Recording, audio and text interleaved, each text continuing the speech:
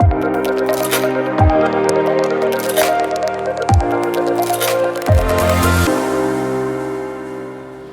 going to talk about how to persevere in medicine. And when I started trying to think about how I wanted to talk about it, I was trying to think of all the TED Talks that I saw in the spring meeting that were just so incredible. And so one of the first things I thought of was my counterpart at the time, Jeanette's talk. She talked about potatoes, and it was the most hilarious, fantastic speech I've heard in a long time. Yes.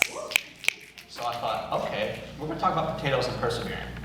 And so, no, just kidding. I'm going to be a little bit serious, actually, because wellness is a big issue, and I want to fight for it, and I know we all do. Burnout, stress, those are huge things that we're all concerned about. So I'm going to start with an example. The example I'm going to use is this old man. That's my dad.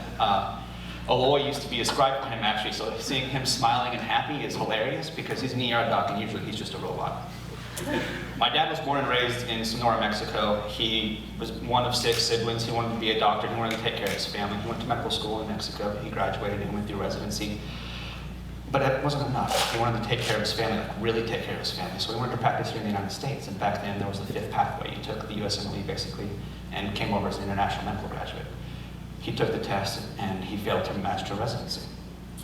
So he waited a year because you can only do it once a year as an international graduate. He took the test again, failed to match into a residency. So he waited another year, took the test a 3rd time, failed to match into a residency. He waited another year, took the test a 4th time, and finally matched into a new residency in what is now my hometown.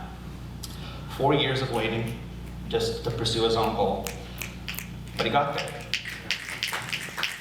But it didn't stop there, because he got here, he didn't speak English too well. He had to go through a 3-year family medicine residency as a primarily Spanish-speaking man. And then as soon as he got done with his residency, his citizenship hadn't come through, so he got deported. And so he lived in Mexico for a couple of years before his citizenship came through, and he came back. So that's the example I like to use.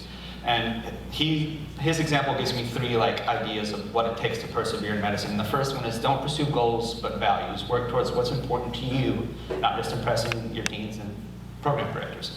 Now, in this environment, that sounds kind of counterintuitive, right? Like we all want to get into a good residency program, so we need to impress our deans, we need good letters, we need to get program directors to know who we are and recognize us so we can get into those programs. But those are externally based goals. And when you pursue something that's externally based, you're taking away from yourself. You're taking away from the reasons that we are here, the reasons we chose to pursue medicine. We take away from our own values, and you take away from what truly drives you as a person, you lose that drive, you lose that passion, and it gets that much harder to persevere. So I think if we muster up a little courage, we listen to ourselves, we pursue our own values, it'll be that much easier to persevere in medicine. The second thing he taught me is embracing failure, because it's not how we fall, but how we get up. We hear something along these lines all the time, and it's never going to stop being important. We are medical students. We want to be physicians. We want to take care of people's lives. Think about all the adversity we face just to get here. It's pretty crazy. Like, we all have so many different backgrounds and stories of how hard it might have been for us just to get into medical school.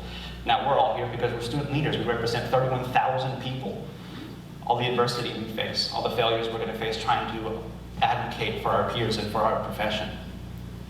Think about what we're going to experience in 3rd, 4th year residency. Being physicians, we're going to make mistakes, we're going to fail, it's going to happen. But if we embrace it, if we grow, then we can be better people, we can be better physicians, we can persevere to that much better of an extent.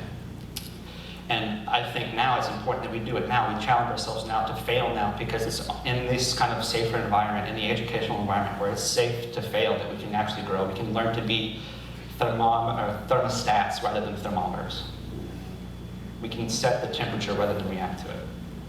The third thing he taught me was we're never alone.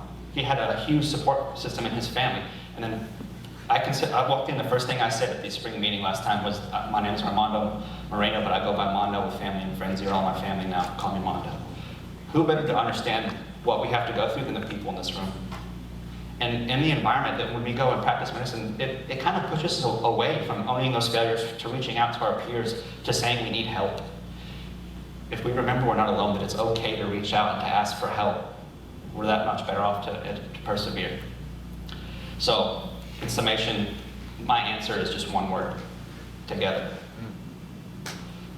Together we can remember to listen to ourselves and hold our own values true. Together we can pick each other up when we fail and help each other grow. Together we can persevere. And that's what I think is important. Thank you.